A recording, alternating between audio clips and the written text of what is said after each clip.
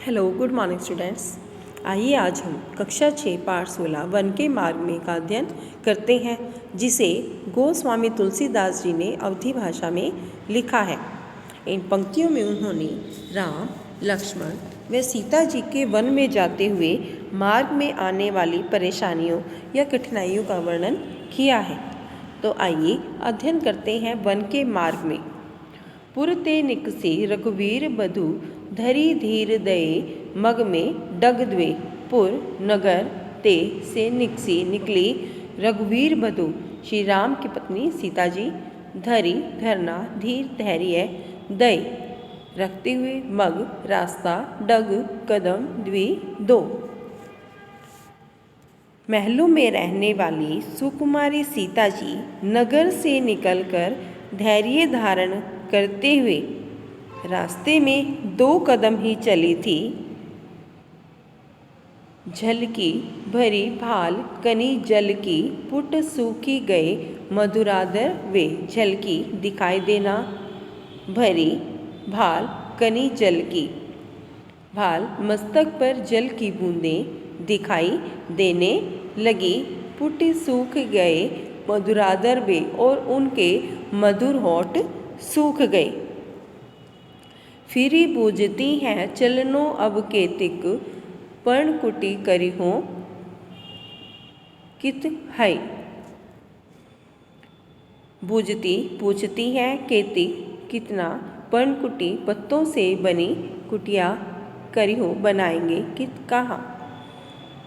ऐसी स्थिति में श्री राम जी से वो पूछती हैं कि हे प्रिय, अभी और कितनी दूर चलना है, पत्तों की कुटिया कहाँ पर बनाएंगे। तिय की लखी आतुर पिय की अखियाँ अति चारु चली जल चवे। तिय यहाँ पर पत्नी के लिए, सीता जी के लिए प्रयुक्त किया गया है। लखी देखना, व्याकुल आतुरता व्याकुलता, पिय की अखियाँ आँखें, अति चारु चली जल चवे। अपनी पत्नी सीता जी की यह व्याकुलता देखकर श्री राम की सुंदर आँखों में या सुंदर आँखों से आंसू बहने लगे। जल को गए लखनऊ हैं लरिका परिखो पिय छाह धरिक हई ठाडे। जल को गए लखनऊ अर्थात लक्ष्मण, परिको प्रतीक्षा करना, लरिका लड़का या बालक, पिय छाह धरिक छाह में कुछ देर, ठाड़े खड़े होकर। इन पंक्तियों में श्री राम जी से सीता जी कहती हैं कि लक्ष्मण बालक हैं, वे जल लेने गए हैं, उन्हें आने में समय लग जाएगा। आप कुछ देर छाया में खड़े होकर प्रतीक्षा कर लीजिए। पोछी पसेऊ बयारी करो अरु, पाए पखारी हो भुरभुरी ठाडे। पोछी पूछना, पसेऊ पसीना, बयारी हवा, करो करना, अरु और पाए पाँव पखारी हो धोकर, भुरभुरी गरम रेत से सने हुए। मैं आपका पसीना पोंछकर हवा कर देती हूँ। मैं आपके गरम रेत से जले हुए चरणों को भी धो देती हूँ।